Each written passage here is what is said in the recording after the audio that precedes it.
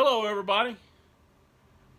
Just got a little friendly persuasion going on, and it's all about leverage.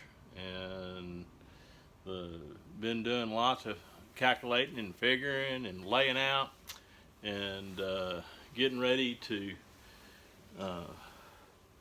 do the propulsion unit. And it's all about the prop. It's all about the blade. And if you got a good fast blade, lots of things can happen. This is based on the 15-inch design, and that scale to 15 inches, and been laying out the whole drive. If you notice, I'm going to build my batteries into the unit itself, okay? And then the Mogen, have a 30 amp Mogen, and it's going to fit inside that package.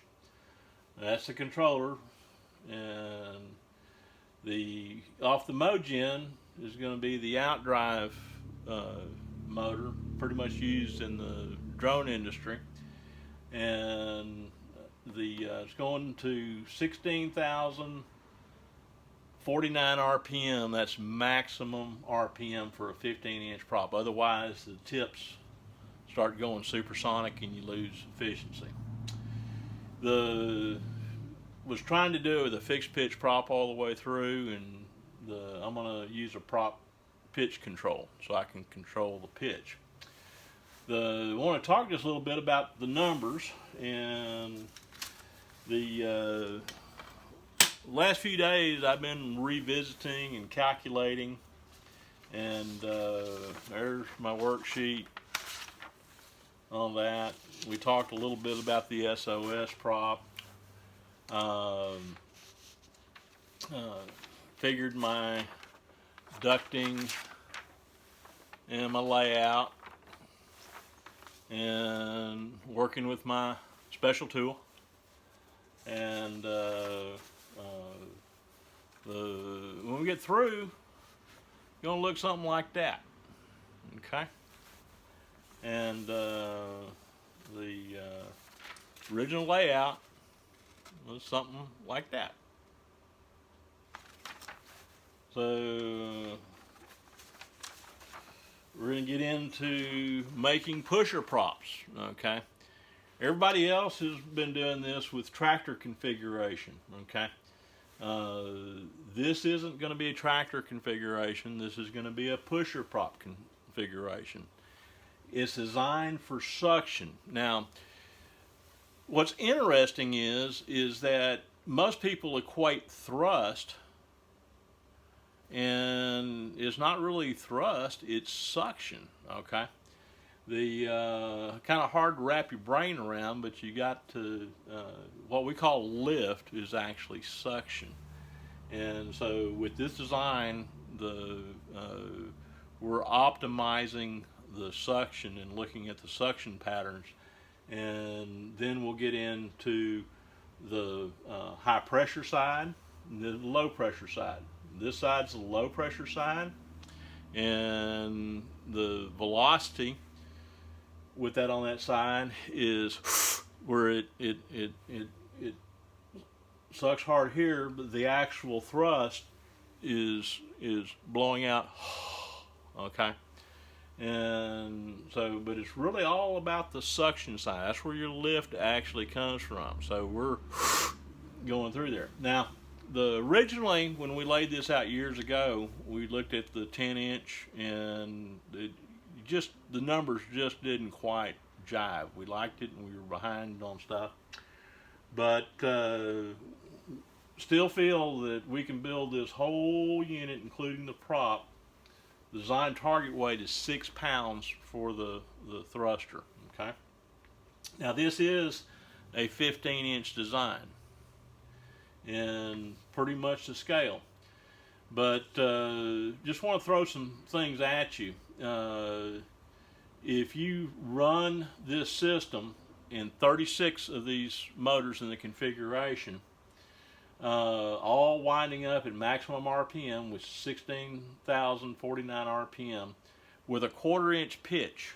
Okay, your vertical takeoff thrust in that configuration is 325 feet per minute velocity.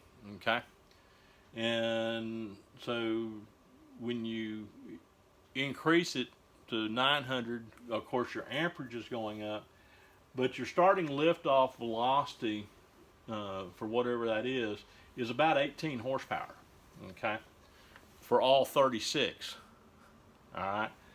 So when you see that kind of lifting force available with that kind of KW, it really gets you thinking, and that's the reason I went with a 15-inch design. Okay. Cruise setting, which is about 10 horsepower. Okay. 7.355 kilowatt.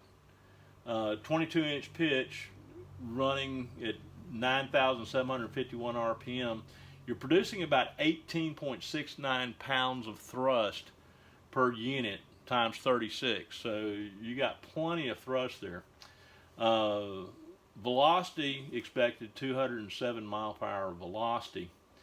So with 36 of those, the units weighing 216 pounds for all 36 of them.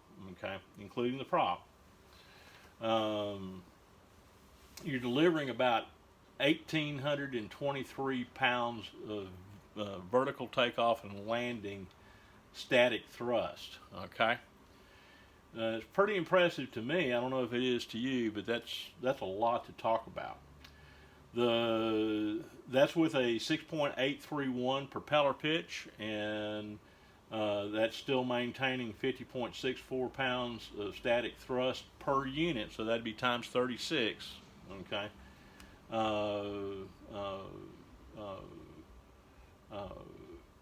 That's when you drop it down from a 22.4 from 207 to a mid-range thrust. That's still 90.1 knots, so you got a lot of power and thrust to play with the system. So we're going to talk about all those things. Now, in the unit, I'm going to build the batteries into the units themselves. Okay, and I've got 4 sides that I can deal with, so I can actually build those battery packs right into the unit itself. And I haven't calculated the weight of batteries that I need within that. So you have the airfoils, the batteries built into the airfoils, tying those together, and the Mogen. This is a 30 amp Mogen. Now, if any of you guys are electricians out there, know that if you do 10 kW, a 10 kW motor with a normal type battery pack, like a 12 or 24 or 36, you can do it, but it's not going to run very long. Okay. My system is completely different with the Mogen package, and I'm running much higher voltages to get there, and that equals smaller wire, and the terminations will all be within a footprint, something similar to that. I got a lot of tweaking to do and a little bit more work in the lab to point that as where we're going. So sit back, get you a cup of coffee or cold beer. It's evening time. It's about 50 degrees where I'm at this evening. Front just moved through. It was high and clear this afternoon, and been working on other projects. And but we'll get into it, stuff that we've been working with. So we'll close that out, and we'll go into stuff that been working on. And made the USA 100% commitment. That's something I totally believe in. We're filling in the gaps with the Manta and what's possible. Still can't see that very well, so that was the control line model setup, and that just doesn't come across. I've got to figure out how to capture my screen to where you can see that better. The Osprey gave me a lot of clues to what's going on. Something that's pretty amazing. The Osprey props, with the length of them being 28 feet, they can only spin about 500 RPM before those tips start reaching the sound barrier. There's some things going on there also with the static thrust and everything, because when you actually calculate everything out, those engines have to produce a lot more than 4,000 horsepower to get her up to speed. Something new out that is off the Osprey is called the V280, and empty weight, it's 33,069 pounds, gross weight of 57,320 pounds. Useful load is 24,251, and I think it's a 12 place aircraft, but the way it folds up and everything. The propulsion, I'm very familiar with this engine. It's the General Electric T64 turboshaft engines. The dry weight of those engines is about 720 pounds, and about 4,750 horsepower, or 3,540 kW. So we're not doing that, but we can learn a lot of clues of what's going on with the system. This engine is used all the way through many things. One of the things that they did with the improvement is on the 280 is the engines are always thrusting back, so when they land on the ship they don't have the hot exhaust tearing up the ship deck. The lot of things going on with that.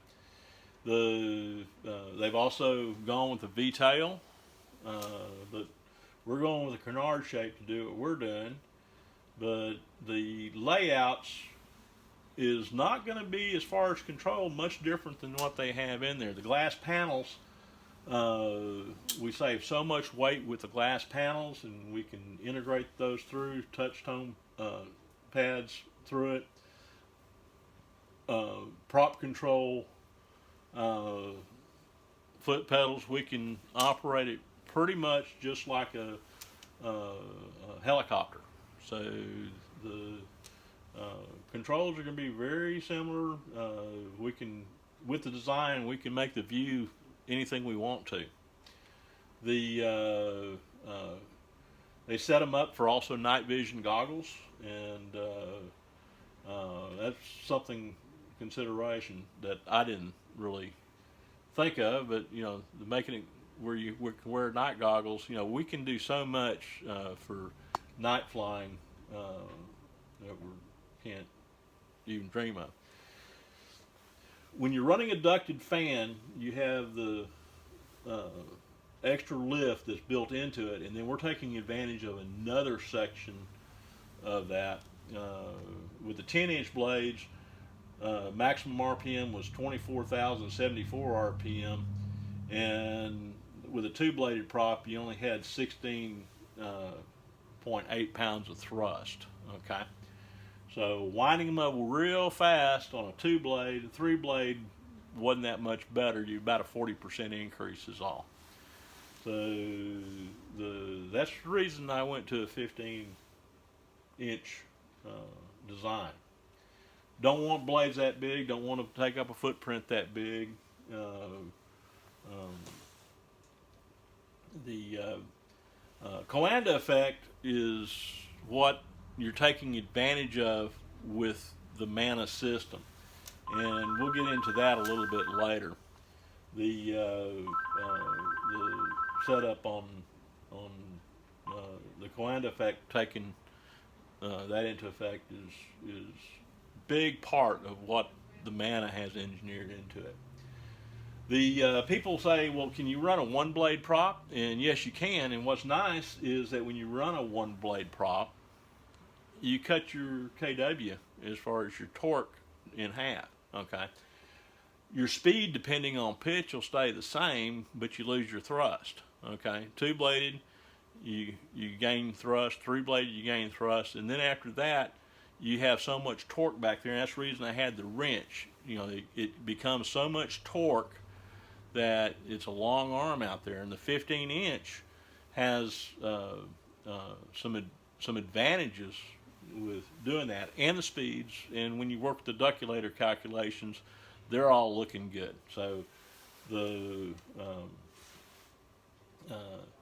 wanted to point out the Everil prop, and they've also made a version of this that was articulating, that floated up and down. The counterweighted on one side. Can't see that picture very well. You can probably see that one in and out as it comes through. But the blading on the Coanda effect, we can get even more efficiencies. Now, the efficiencies that I'm working with, and I always like to exceed my projections. Okay, so I'm being very conservative of what we can actually do with the amount of KW.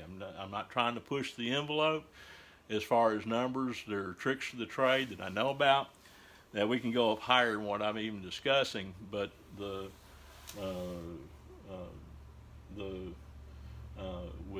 the different configurations through the unit. So this is, you know, what we're looking at has 36. Originally I was pointing at 9.45 kW mogens, totaling about 400 horsepower at 24,061 RPM. And now I'm going with a 10 kW motor design. And I think it'll all balance out really well. Have reserve horsepower. I always like to have reserve. Just because you have it there doesn't mean you need it, but I like to have reserve. You can see here that you have an airfoil, and that airfoil, with this being able to articulate, if you think about it, it works like a trim. So if you're actually in climb cruise, you're actually going to tilt that up. That's going to push the back of the wing down, and your angle of attack is going to come up over here, but you have suction to hold that into effect. So there's some tricks that go on when you start working with this type of technology. Okay, so we'll point that out. Your vertical takeoff and thrust configuration. This is your airfoil again, your front wing, and so you're actually pulling through. Your thrust is coming down, and so imagine on your wing having 12 of those on each side. Okay, you have lots of control that you can put into play there, and lots of different sections to work with. So lots to consider there, and we're there electrically where you can do it. One of the advantages is you can lose a whole lot of the system and you can still land the plane safely. You may not be able to do it in a vertical takeoff and landing configuration, but also if you're operating where you can't vertically take off and land, you can do much shorter field takeoffs, okay, with this system. Okay, so there's a lot of things to consider. Plus, I want you to also consider that we're not working with turbochargers. We're not working with fuels. If it delivers 400 horsepower on the ground, it's going to deliver 400 horsepower at altitude. Okay, so now the prop efficiencies, they start really falling off as you get up in the thin air. This design was originally for 14,500 feet. I can see now that we can exceed that. So as far as the service ceiling, so also the gyroscopic effect is limited in a completely different configuration, and we can train the air with the Kalanda effect to do what we want it to do. So stay tuned. More to come with that section. The progress that we're working with is pretty neat. Still the same Manta design. A little bit more into it. The design parameter is a 15-inch 3-bladed prop. The controller is built into the unit. The mogen is built into the unit. The thruster pack is built into it. Prop control, very important. Each one of these units we're targeting to design target is 6 pounds. Okay, and then the battery packs will be actually in the nacelle package, and that way we can put the center of gravity exactly where we want it in doing that. And we've already discussed the mid-range performance, the vertical takeoff and landing, cruise setting. That's kind of proposed. We've got more testing to do in that area. Your max takeoff thrust and is 50.64 pounds, okay, times 36. So and we can do better than that. So but as we increase our vertical takeoff from 325, the kW goes up, but our initial takeoff is about 18 horsepower is all that's required. I think that's pretty cool. It'll fall somewhere in that range, but I like these numbers a lot better with the 15-inch design than I like with the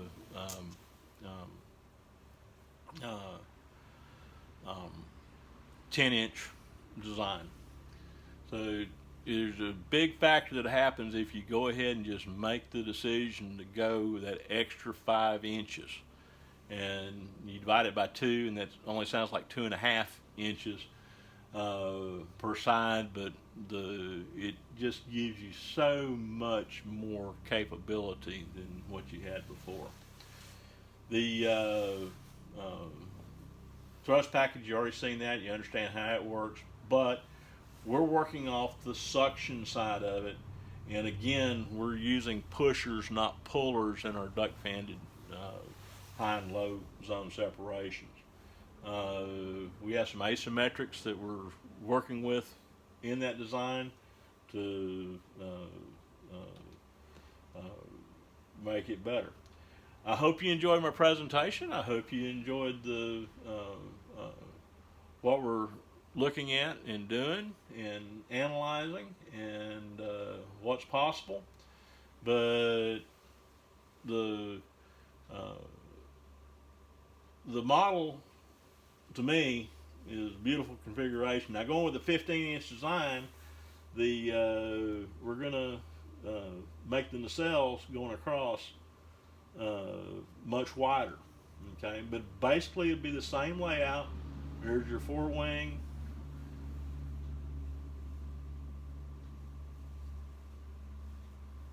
In the package. Mine's going to be a little bit longer than what this is. On the preliminary calculations, it just makes more sense to do it that way. So that's my presentation for the night. Hope you guys are having fun, because we are. I hope this was a good break for you, and I'll see you next trip, and Happy New Year.